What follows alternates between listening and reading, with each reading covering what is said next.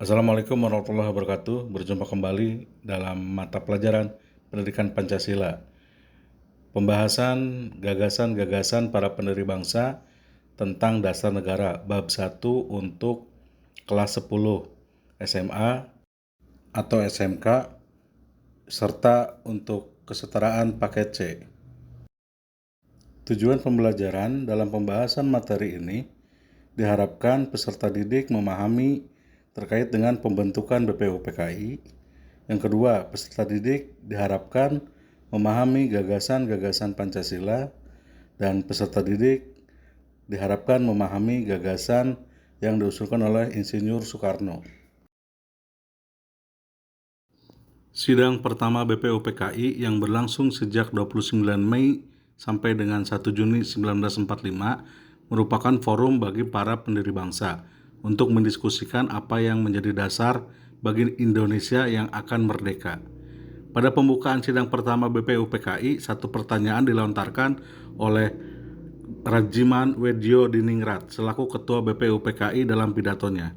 Satu pertanyaan itu berisi hal yang menjadi pokok pembahasan sidang. Pertanyaan itu berbunyi, apa dasar negara Indonesia yang akan kita bentuk? Selama 4 hari berturut-turut dari tanggal 29 Mei sampai 1 Juni 1945, para anggota Dokuritsu Zionbi Chosakai mengeluarkan pendapat-pendapat secara terbuka. Suasana persidangan memberikan kesempatan kepada para anggota BPUPKI untuk menyampaikan gagasan-gagasan atau pemikirannya guna menjawab pertanyaan yang disampaikan oleh Rajiman Weddiodiningrat. Dalam hal ini penting untuk dicatat bahwa suasana persidangan pada saat itu relatif bebas dari gangguan dan tekanan penguasa Jepang, sehingga setiap anggota BPUPKI secara leluasa mengemukakan gagasan-gagasannya. Dengan demikian, berbagai pandangan atau ide yang muncul di dalam sidang adalah murni berdasarkan aspirasi dari para anggota BPUPKI. Namun demikian, gagasan-gagasan yang disajikan dalam pidato mereka lebih terkait dengan bentuk negara, cara menjalankan pemerintahan, dan sebagainya. Kalaupun ada apa yang mereka sampaikan, mereka menyangkut persoalan dasar negara, tidak disampaikan secara utuh. Menurut Muhammad Hatta dan kawan-kawan dalam tulisannya berjudul Uraian Pancasila tahun 1984, hal itu disebabkan para anggota BPUPKI memang tidak ingin menjawab pertanyaan tentang dasar negara. Mereka khawatir jawaban mereka tidak secara keseluruhan dapat diterima oleh seluruh anggota sidang dan akan menimbulkan perdebatan yang berkepanjangan. Namun demikian, dari berbagai sumber sejarah, beberapa gagasan yang muncul melalui pidato-pidato yang disampaikan oleh para pendiri bangsa, diantaranya oleh Muhammad Yamin. Dalam notulensi rapat sidang BPUPKI pada tanggal 29 Mei 1945, tertulis bahwa Muhammad Yamin tidak secara khusus menyampaikan dasar negara. Namun demikian, Muhammad Yamin mengemukakan dasar yang 3, yaitu permusyawaratan, Quran atau mufakat, perwakilan atau adat, dan kebijaksanaan atau rasionalisme. Sementara Muhammad Hatta dalam pidatonya pada sidang BPUPKI tanggal 30 Mei 1945 diantaranya mengatakan bahwa dasar ketuhanan harus diwujudkan dengan memisahkan urusan agama dari urusan negara.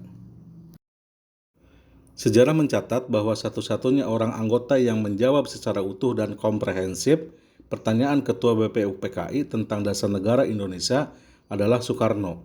Dengan berpidato tanpa teks pada 1 Juni 1945 selama 1 jam, yaitu sekitar pukul 09.00 sampai dengan pukul 10, Soekarno menjawab pertanyaan Rajiman Weddiodiningrat mengenai dasar negara untuk Indonesia yang akan merdeka dengan mengatakan di awal pidatonya sebagai berikut.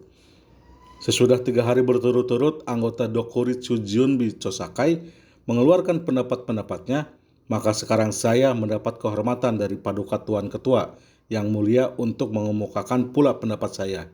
Maaf beribu-ribu maaf, banyak anggota telah berpidato dan dalam pidato mereka itu diutarakan hal-hal yang sebenarnya bukan permintaan Paduka Tuan Ketua yang mulia, yaitu bukan dasarnya Indonesia merdeka. Menurut anggapan saya, yang diminta oleh Paduka Tuan Ketua yang mulia ialah dalam bahasa Belanda, filosofische Grootgeslag, daripada Indonesia merdeka. Apa itu Philosophische Grundslag? Diambil dari bahasa Belanda yang artinya filsafat atau pikiran yang menjadi dasar dari sebuah negara. Berdasarkan pidatonya pada 1 Juni 1945, Soekarno mengemukakan bahwa filosofi Grundslag atau pemikiran yang akan menjadi dasar bagi negara Indonesia harus bersifat kuat dan mencerminkan nilai-nilai paling mendasar, hakiki, dan penting untuk mengatur kehidupan bernegara yang didirikan di atasnya. Oleh karena itu, dalam pidatonya tersebut, Soekarno menjelaskan bahwa dasar negara yang diusulkan bagi Indonesia merdeka adalah Pancasila. Dasar pertama yang dikemukakan oleh Soekarno adalah kebangsaan. Sebagai satu dasar, kebangsaan yang dimaksud Soekarno bukan sekedar keinginan dari setiap orang yang memiliki kesamaan nasib dijajah untuk bersatu menjadi sebuah bangsa Indonesia, melainkan juga kebersatuan antara orang-orang yang menjadi bangsa Indonesia tersebut dengan tanah airnya. Dasar yang kedua yang diusulkan oleh Soekarno adalah internasionalisme atau pri kemanusiaan. Internasionalisme yang dimaksud Soekarno sebagai dasar yang kedua adalah penghargaan bangsa Indonesia terhadap nilai-nilai kemanusiaan yang universal bagi seluruh umat manusia.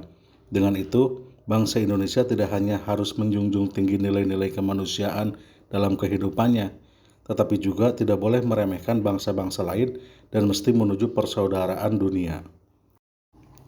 Lalu sebagai dasar yang ketiga, Soekarno mengusulkan mufakat dan permusyawaratan atau perwakilan atau demokrasi seperti yang dijelaskan dalam pidatonya sebagai berikut. Kemudian, apakah dasar kita yang ketiga? Dasar itu ialah dasar mufakat, dasar perwakilan, dasar permusyawaratan. Negara Indonesia bukan satu negara untuk satu orang, bukan satu negara untuk satu golongan. Walaupun golongan kaya, tetapi kita mendirikan negara semua buat semua, satu buat semua, semua buat satu. Saya yakin syarat yang mutlak untuk kuatnya negara Indonesia ialah permusyawaratan perwakilan. Dengan dasar yang ketiga ini, menurut Soekarno, ia menginginkan agar negara Indonesia yang akan didirikannya nanti merupakan milik bersama dan bekerja untuk semua rakyat Indonesia. Kemudian dasar yang keempat yang diusulkan oleh Soekarno adalah kesejahteraan sosial. Dengan dasar ini, Soekarno mengusulkan agar Indonesia yang berdiri kelak harus mewujudkan kesejahteraan yang tidak hanya mencakup kelompok tertentu, tetapi kesejahteraan yang dapat dinikmati secara adil oleh seluruh rakyat Indonesia. Dengan itu, perwujudan kesejahteraan sangat lekat dengan prinsip keadilan, seperti yang dijelaskannya dalam pidato. Lalu sebagai dasar yang kelima, Soekarno mengusulkan ketuhanan. Yang dimaksud bertuhan oleh Soekarno bukan hanya negara Indonesia, tetapi juga setiap orang yang menjadi bagian dari bangsa Indonesia. Dengan dasar ketuhanan ini, seluruh orang Indonesia dikehendaki untuk menjalankan ajaran agama yang diyakininya secara leluasa dengan cara yang berkeadaban, yakni saling menghargai dan menghormati perbedaan agama-agama lain. Gagasan Soekarno tentang 5 dasar negara bagi negara Indonesia yang akan merdeka tersebut diberi nama Pancasila. Menurutnya, dalam pidato 1 Juni 1945, kata Pancasila berasal dari gabungan dua kata bahasa Sanskerta, yaitu Panca yang berarti 5 dan Sila yang berarti dasar. Sebelum menyelesaikan pidatonya, Soekarno menyatakan bahwa jangan mengira dengan tercapainya kemerdekaan, maka perjuangan bangsa Indonesia telah mencapai tujuannya. Kemerdekaan bukanlah akhir dari perjuangan. Bangsa Indonesia harus mewujudkan cita-citanya pada masa kemerdekaan. Perjuangan mewujudkan hasrat dan cita-cita seluruh rakyat Indonesia hanya akan tercapai jika rakyat tidak takut menghadapi tantangan dan risiko.